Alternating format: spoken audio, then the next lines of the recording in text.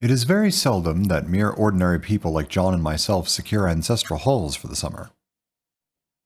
A colonial mansion, a hereditary estate, I would say a haunted house, and reach the height of romantic felicity, but that would be asking too much of fate. Still, I will proudly declare that there is something queer about it. Else, why should it be let so cheaply? And why have stood so long untenanted? John laughs at me, of course, but one expects that in marriage. John is practical in the extreme. He has no patience with faith, an intense horror of superstition, and he scoffs openly at any talk of things not to be felt and seen and put down in figures. John is a physician, and perhaps, I would not say it to a living soul, of course, but this is dead paper and a great relief to my mind, perhaps that is one reason I do not get well faster. You see, he does not believe I am sick. And what can one do? If a physician of high standing and one's own husband assures friends and relatives that there is really nothing the matter with one but temporary nervous depression, a slight hysterical tendency, well, what is one to do? My brother is also a physician, and also of high standing, and he says the same thing. So I take phosphates, or phosphites, whichever it is, and tonics, and journeys, and air, and exercise, and am absolutely forbidden to work until I am well again. Personally, I disagree with their ideas. Personally, I believe that congenial work with excitement and change would do me good. But what is one to do? I did write for a while in spite of them, but it does exhaust me a good deal, having to be so sly about it, or else meet with heavy opposition. I sometimes fancy that in my condition, if I had less opposition and more society and stimulus, but John says the very worst thing I can do is to think about my condition, and I confess it always makes me feel bad. So I will let it alone and talk about the house. The most beautiful place. It is quite alone, standing well back from the road, quite 3 miles from the village. It makes me think of English places that you read about, for there are hedges and walls and gates that lock, and lots of separate little houses for the gardeners and people. There is a delicious garden. I never saw such a garden, large and shady, full of box-bordered paths, and lined with long grape-covered arbors with seats under them. There were greenhouses, too, but they are all broken now. There was some legal trouble, I believe, something about the heirs and co-heirs. Anyhow, the place has been empty for years. That spoils my ghostliness, I'm afraid, but I don't care. There is something strange about the house. I can feel it. I even said so to John one moonlit evening, but he said what I felt was a draft and shut the window. I get unreasonably angry with John sometimes. I'm sure I never used to be so sensitive, but I think it is due to this nervous condition. John says if I feel so, I shall neglect proper self-control, so I take pains to control myself. Before him, at least. That makes me very tired. I don't like our room a bit. I wanted one downstairs that opened on the piazza and had roses all over the window, and such pretty old-fashioned chintz hangings. But John would not hear of it. He said there was only one window and not room for 2 beds, and no near room for him if he took another. He is very careful and loving, and hardly lets me stir without special direction. I have a scheduled prescription for each hour in the day. He takes all care from me, and so I feel basely ungrateful not to value it more. He said we came here solely on my account, and that I was to have perfect rest and all the air I could get. Your exercise depends on your strength, my dear, said he, and your food somewhat on your appetite, but air you can absorb all the time. So, we took the nursery at the top of the house. It is a big, airy room, the whole floor nearly, with windows that look all ways, and air and sunshine galore. It was nursery first, and then playroom and gymnasium, I should judge, for the windows are barred for little children, and there are rings and things in the walls. The paint and paper look as if a boys' school had used it. It is stripped off, the paper, in great patches all around the head of my bed, about as far as I can reach, and in a great place on the other side of the room, low down. I never saw a worse paper in my life. One of those sprawling, flamboyant patterns committing every artistic sin. It is dull enough to confuse the eye in following, pronounced enough to constantly irritate and provoke study, and when you follow the lame, uncertain curves for a little distance, they suddenly commit suicide, plunge off at outrageous angles, destroy themselves in unheard-of contradictions. The color is repellent, almost revolting, a smoldering, unclean yellow, strangely faded by the slow-turning sunlight. It is a dull, yet lurid orange in some places, a sickly sulphur tint in others. No wonder the children hated it. I should hate it myself if I had to live in this room long. There comes John, and I must put this away. He hates to have me write a word.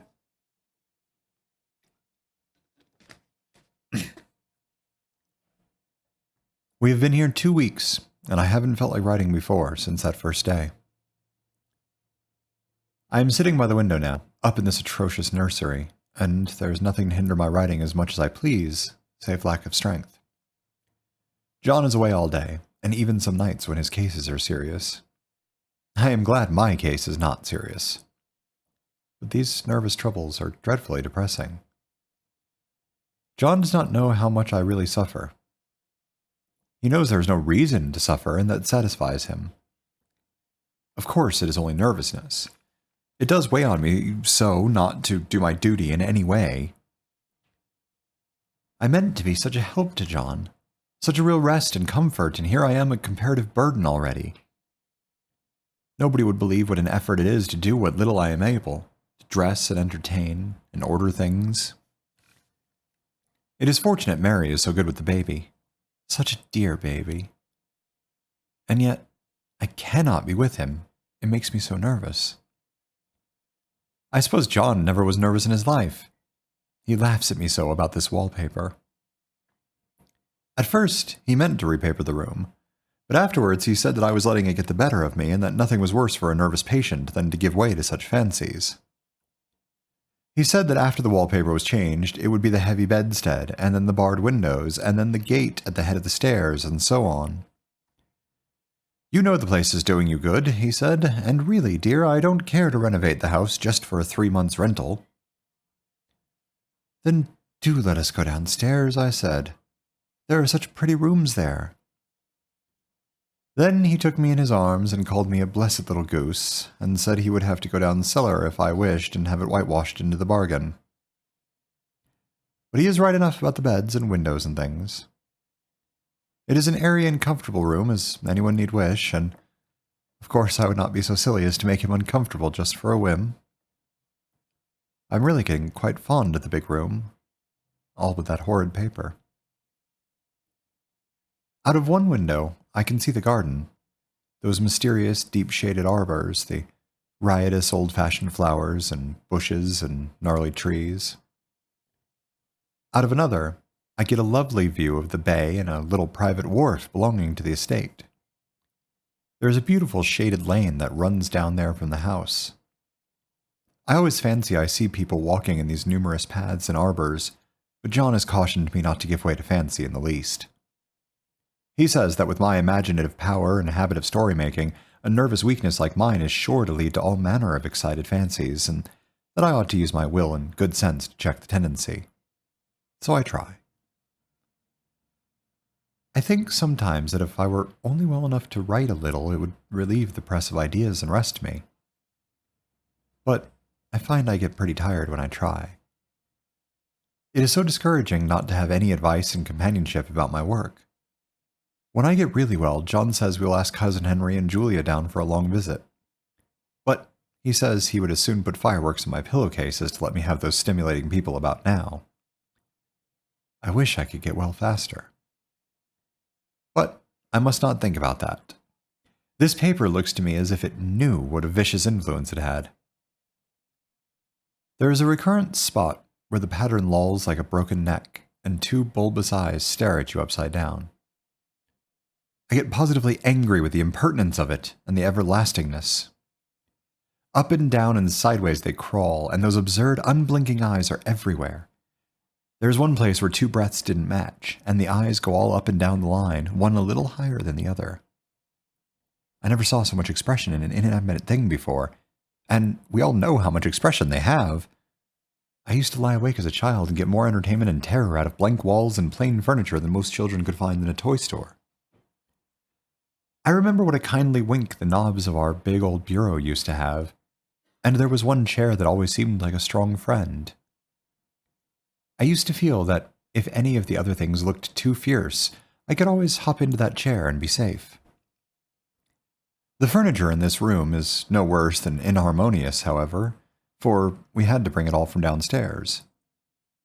I suppose when this was used as a playroom, they had to take the nursery things out, and no wonder. I never saw such ravages as the children have made here. The wallpaper, as I said before, is torn off in spots, and it sticketh closer than a brother. They must have had perseverance as well as hatred. Then the floor is scratched and gouged and splintered. The plaster itself is dug out here and there, and this great heavy bed, which is all we found in the room, looks as if it has been through the wars.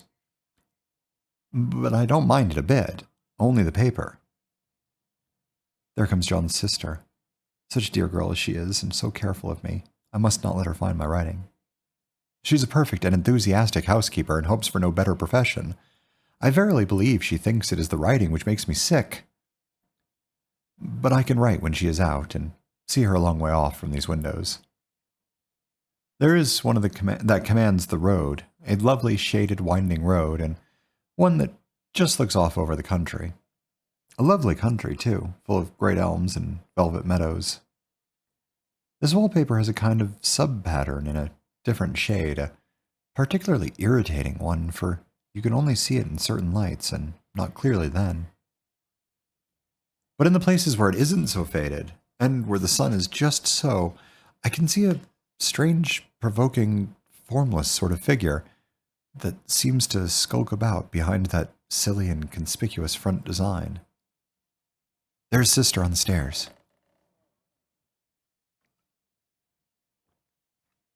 Well, the 4th of July is over. The people are all gone, and I am tired out. John thought it might do me good to see a little company, so we just had Mother and Nellie and the children down for a week.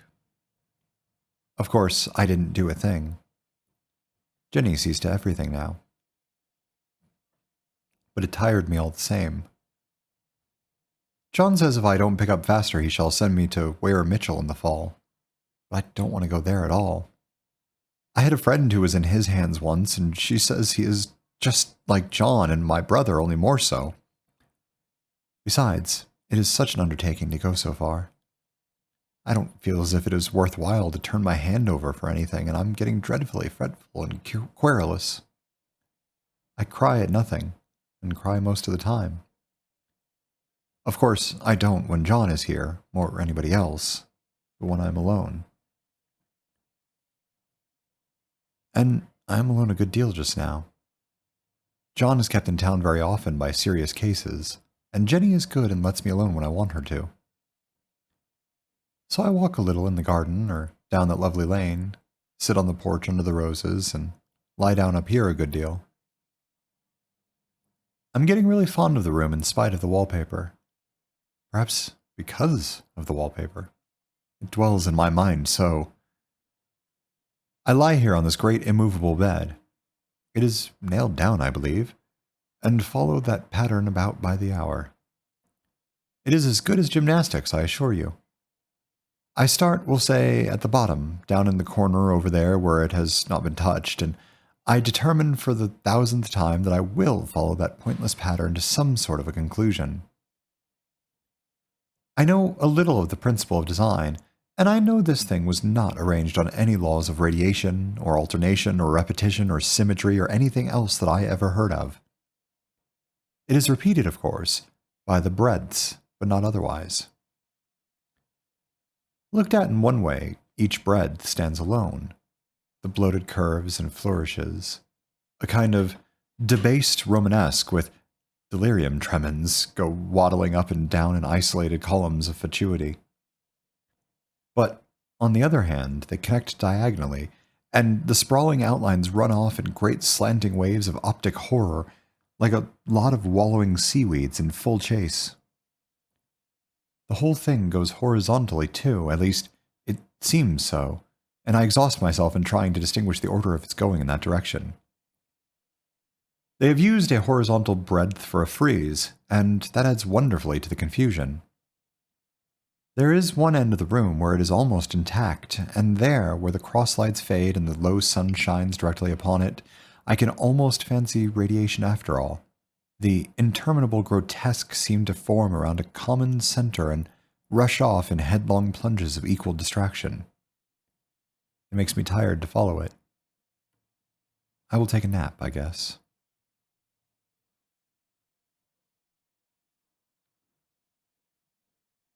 I don't know why I should write this. I don't want to. I don't feel able. And I know John would think it absurd. But I must say what I feel and think in some way. It is such a relief. But the effort is getting to be greater than the relief. Half the time now I am awfully lazy and lie down ever so much. John says I mustn't lose my strength, and has me take cod liver oil and lots of tonics and things, to say nothing of ale and wine and rare meat. Dear John. He loves me very dearly, and hates to have me sick. I tried to have a real earnest, reasonable talk with him the other day, and tell him how I wish he would let me go and make a visit to Cousin Henry and Julia.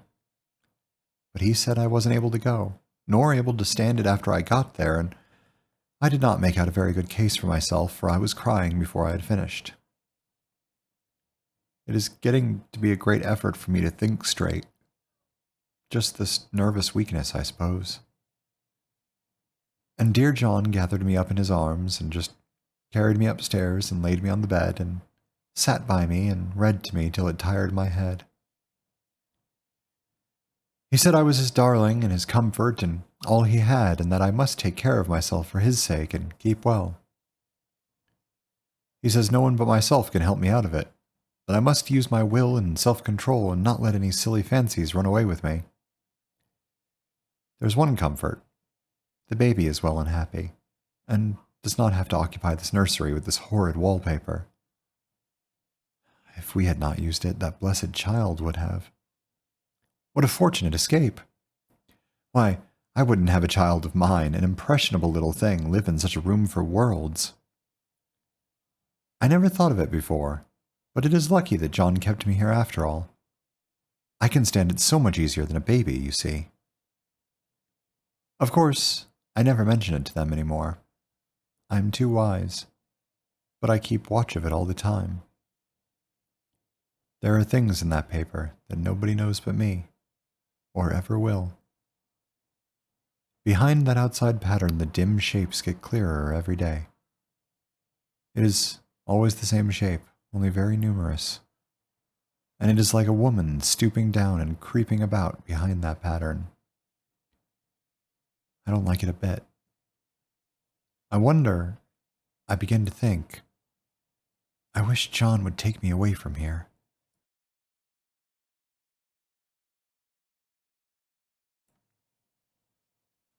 It is so hard to talk with John about my case, because he is so wise and because he loves me so.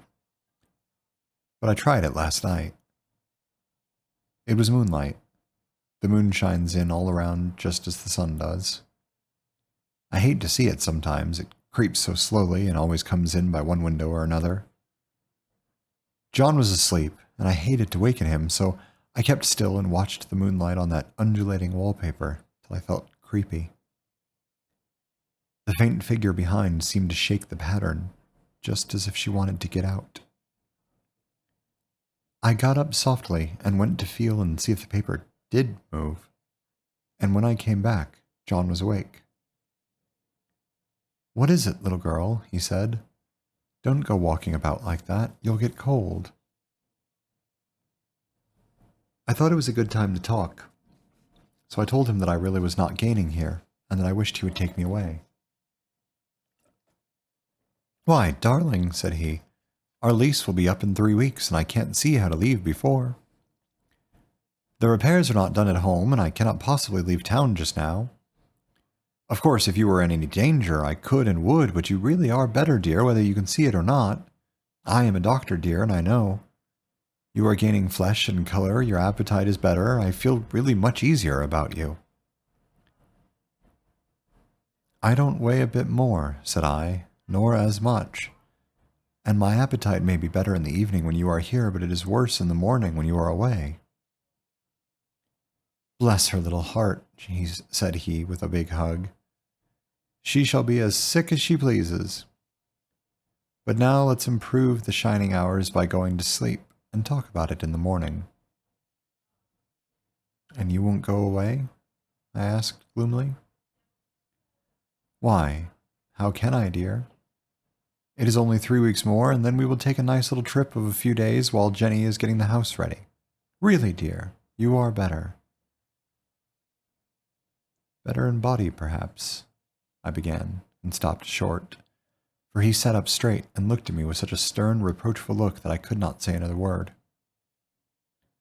My darling, said he, I beg of you, for my sake and for our child's sake, as well as for your own, that you will never for one instant let that idea into your mind. There is nothing so dangerous, so fascinating to a temperament like yours. It is a false and foolish fancy. Can you not trust me as a physician when I tell you so? So of course I said no more on that score, and we went to sleep before long. He thought I was asleep first, but I wasn't, and lay there for hours trying to decide whether that front pattern and the back pattern really did move together, or separately.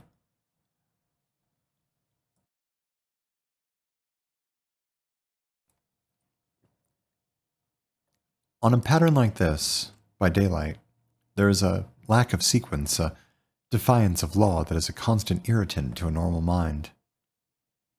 The color is hideous enough, and unreliable enough, and infuriating enough, but the pattern is torturing. You think you have mastered it, but just as you get well underway in following, it turns a back somersault, and there you are. It slaps you in the face, knocks you down, and tramples upon you. It is like a bad dream. The outside pattern is a florid arabesque, reminding one of a fungus. If you can imagine a toadstool in joints, an interminable string of toadstools, budding and sprouting in endless convolutions, why, that is something like it. That is, sometimes. There is one marked peculiarity about this paper, a thing nobody seems to notice but myself, and that is that it changes as the light changes. When the sun shoots in through the east window, I always watch for that first long straight ray, it changes so quickly that I never can quite believe it. That is why I watch it always. By moonlight, the moon shines in all night when there is a moon. I wouldn't know it was the same paper. At night, in any kind of light, in twilight, candlelight, lamplight, and worst of all by moonlight, it becomes bars. The outside pattern, I mean, and the woman behind it is as plain as can be. I didn't realize for a long time what the thing was that showed behind that dim sub-pattern, but now I am quite sure it is a woman. By daylight, she is subdued, quiet. I fancy it is the pattern that keeps her so still. It is so puzzling. It keeps me quiet by the hour. I lie down ever so much now. John says it is good for me, and to sleep all I can. Indeed, he started the habit by making me lie down for an hour after each meal. It is a very bad habit, I am convinced, for, you see, I don't sleep. And that cultivates deceit, for I don't tell them I'm awake. Oh no. The fact is, I'm getting a little afraid of John. He seems very queer sometimes, and even Jenny has an inexplicable look. It strikes me occasionally, just as a scientific hypothesis, that Perhaps it is the paper. I have watched John when he did not know I was looking, and come into the room suddenly on the most innocent excuses, and I've caught him several times looking at the paper. And Jenny, too. I caught Jenny with her hand on it once. She didn't know I was in the room, and when I asked her in a quiet, very quiet voice, with the most restrained manner possible, what she was doing with the paper, she turned around as if she had been caught stealing and looked quite angry, asked me why I should frighten her so. Then she said that the paper stained everything it touched, that she had found yellow smooches on all my clothes and John's, and she wished we would be more careful. Did not that sound innocent? But I know she was studying that pattern, and I am determined that nobody shall find it out but myself.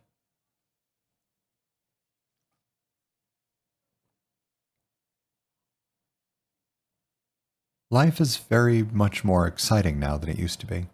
You see, I have something more to expect, to look forward to watch. I really do eat better and am more quiet than I was. John is so pleased to see me improve.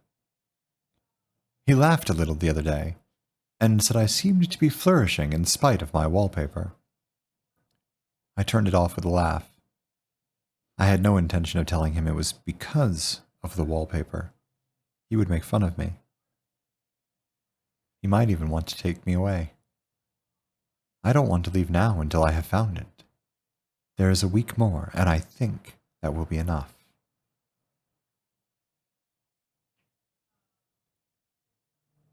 I'm feeling ever so much better.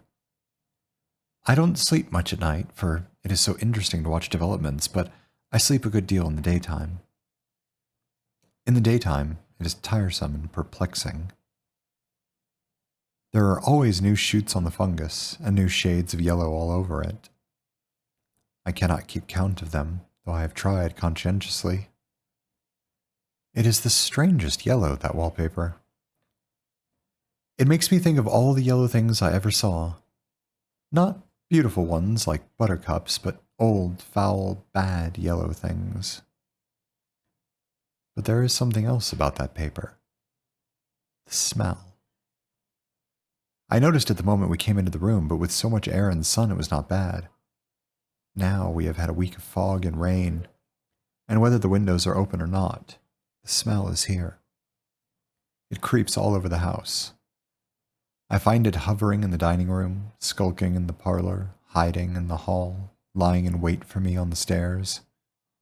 It gets into my hair. Even when I go to ride, if I turn my head suddenly and surprise it, there's that smell. Such a peculiar odor, too. I have spent hours in trying to analyze it, to find what it smelled like. It is not bad, at first, and very gentle, but quite the subtlest, most enduring odor I have ever met. In this damp weather, it is awful. I wake up in the night and find it hanging over me.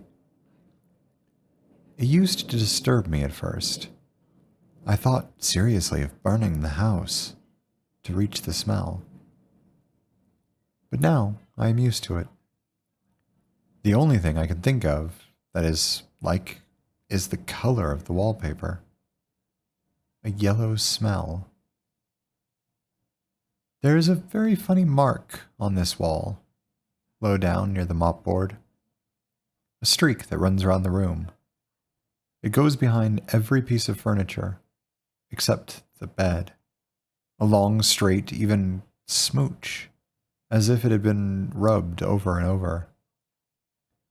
I wonder how it was done, and who did it, and what they did it for. Round and round and round, round and round and round. It makes me dizzy.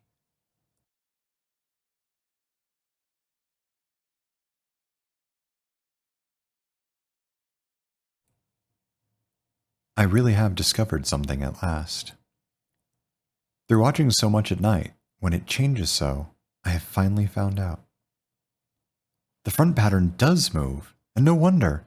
The woman behind shakes it. Sometimes I think there are a great many women behind, and sometimes only one, and she crawls around fast, and her crawling shakes it all over. Then, in the very bright spots, she keeps still, and in the very shady spots, she just takes hold of the bars and shakes them hard. And she is all the time trying to climb through. But nobody could climb through that pattern. It strangles so. I think that is why it has so many heads. They get through, and then the pattern strangles them off and turns them upside down and makes their eyes white. If those heads were covered or taken off, it would not be half so bad.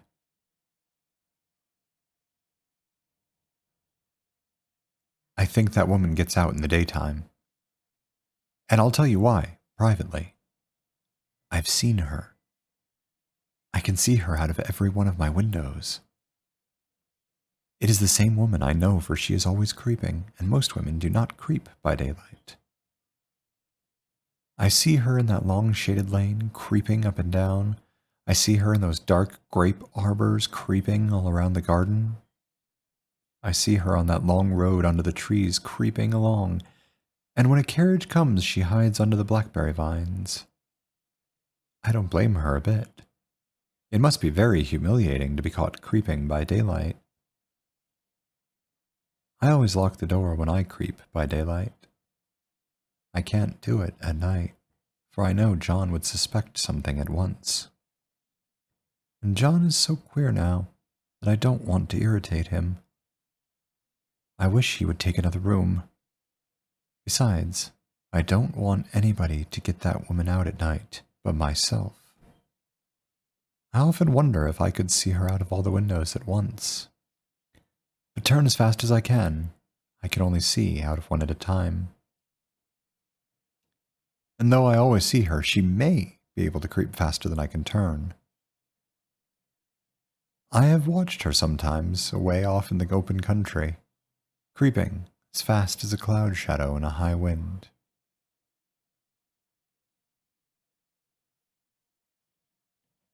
If only that top pattern could be gotten off from the under one. I mean to try it, little by little. I have found out another funny thing, but I shan't tell it this time. It does not do to trust people too much. There are only 2 more days to get this paper off, and I believe John is beginning to notice. I don't like the look in his eyes.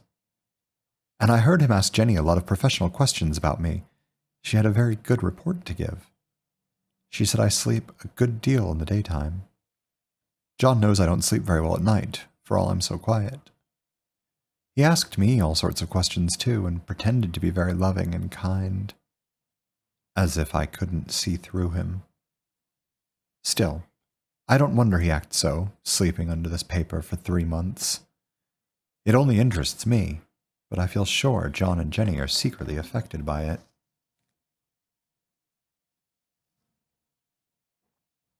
Hurrah! This is the last day, but it is enough. John to stay in town overnight and won't be out until this evening. Jenny wanted to sleep with me, the sly thing, but I told her I should undoubtedly rest better for a night all alone. That was clever, for really I wasn't alone a bit. As soon as it was moonlight and that poor thing began to crawl and shake the pattern, I got up and ran to help her. I pulled and she shook, I shook and she pulled, and before morning we had peeled off yards of that paper. A strip about as high as my head and half around the room.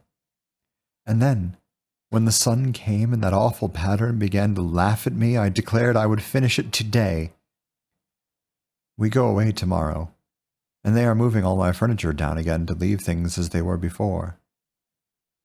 Jenny looked at the wall in amazement, but I told her merrily that I did it out of pure spite at the vicious thing.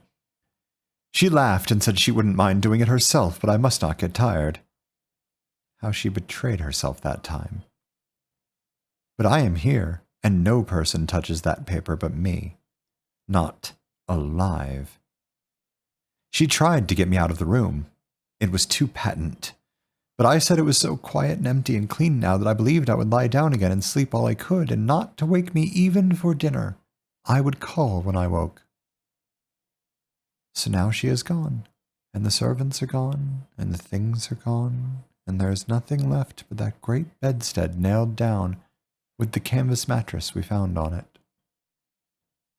We shall sleep downstairs tonight and take the boat home tomorrow. I quite enjoy the room, now it is bare again. How those children did tear about here. This bedstead is fairly gnawed. But I must get to work. I have locked the door and thrown the key down into the front path. I don't want to go out, and I don't want to have anybody come in till John comes. I want to astonish him. I've got a rope up here that even Jenny did not find. If that woman does get out and tries to get away, I can tie her. But I forgot I could not reach far without anything to stand on. This bed will not move.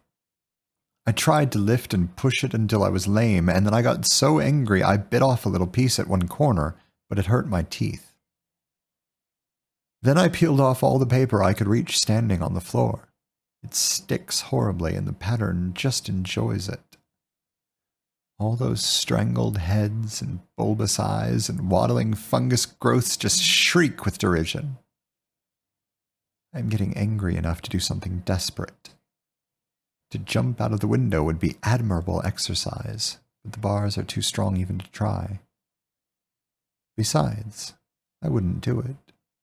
Of course not. I know well enough that a step like that is improper and might be misconstrued. I don't like to look out of the windows even. There are so many of those creeping women, and they creep so fast. I wonder if they all came out of that wallpaper as I did. But I am securely fastened now by my well-hidden rope. You don't get me out in that road there. I suppose I shall have to get back behind the pattern when it comes night, and that is hard. It is so pleasant to be out in this great room and creep about as I please. I don't want to go outside. I won't, even if Jenny asks me to. For outside you have to creep on the ground and everything is green instead of yellow. But here, I can creep smoothly on the floor, and my shoulder just fits in that long smooch around the wall, so I cannot lose my way. Why? There's John at the door. It is no use, young man, you can't open it. How he does call and pound. Now he's crying for an axe. It would be a shame to break down that beautiful door. John dear, said I in the gentlest voice, the key is down by the front steps, under a plantain leaf. That silenced him for a few moments. Then he said very quietly indeed, Open the door, my darling. I can't, said I. The key is down by the front door, under a plantain leaf. And then I said it again, several times, very gently and slowly, and said it so often that he had to go and see, and he got it, of course, and came in. He stopped short by the door. What is the matter? He cried. For God's sake, what are you doing? I kept on creeping just the same, but I looked at him over my shoulder. I've got out at last, said I, in spite of you and Jane. And I've pulled off most of the paper, so you can't put me back. Now why should that man have fainted?